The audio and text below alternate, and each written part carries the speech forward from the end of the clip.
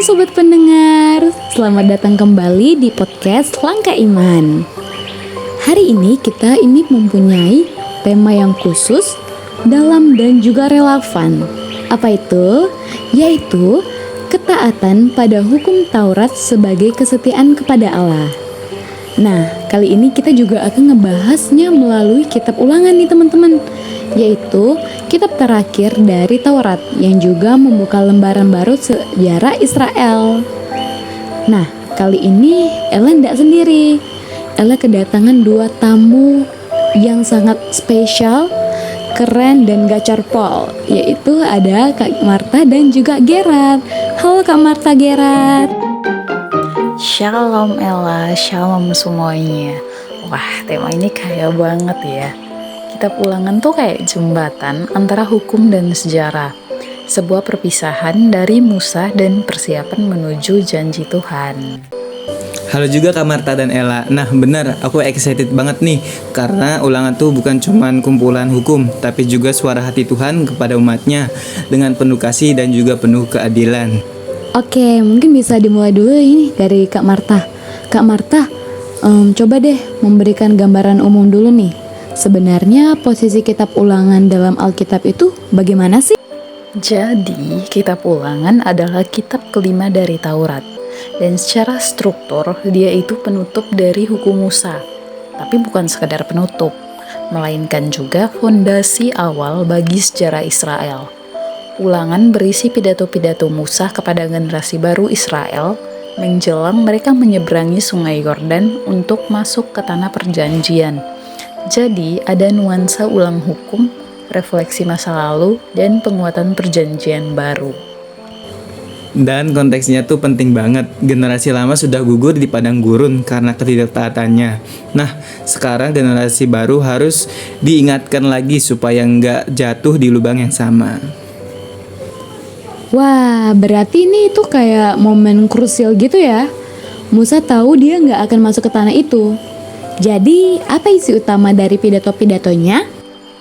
Bagian awal Ulangan 1-4, Musa review perjalanan mereka dari Mesir sampai ke perbatasan Kanaan. Lalu di Ulangan 5-11, Musa ulang lagi 10 perintah Allah, termaksud Sema Israel. Tuhan itu Allah kita. Tuhan itu Esa. Kasihanilah Tuhan Allahmu dengan segenap hatimu. Nah, itu inti dari iman mereka. Dan itu bukan cuma soal ibadah ya, tapi juga soal integritas hidup, keadilan sosial, dan juga relasi dengan sesama.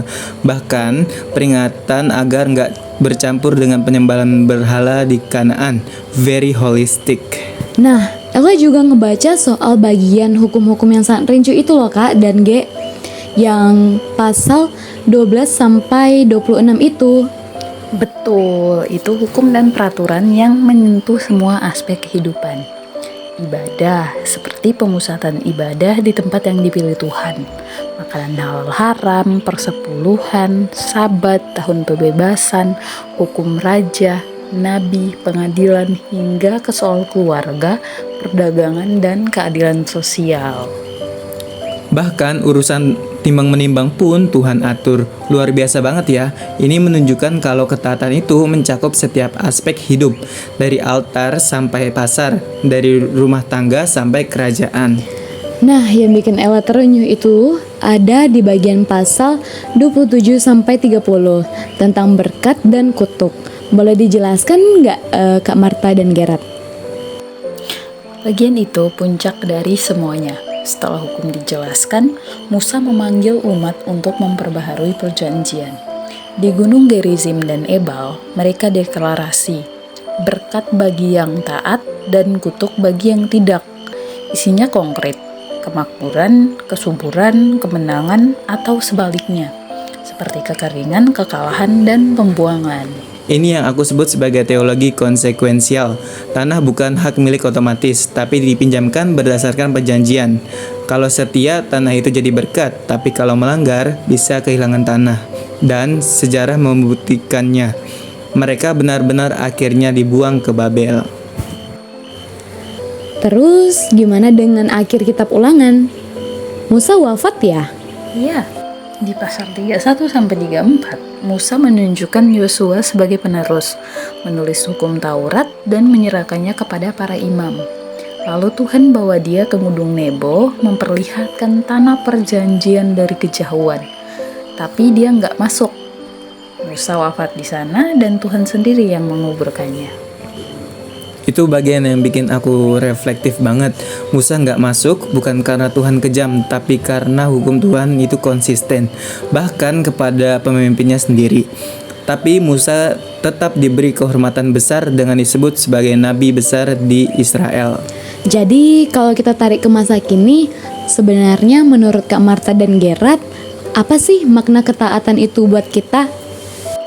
Ketaatan adalah bentuk cinta. Tuhan gak minta ritual kosong, tapi kasih yang diwujudkan dalam hidup yang adil, benar, dan setia. Dan tanah perjanjian sekarang bukan cuman tanah secara fisik, tapi bisa jadi simbol hidup yang diberkati, keluarga yang damai, dan iman yang kokoh. Kita bisa kehilangan tanah itu kalau kita menjauh dari hukum Tuhan.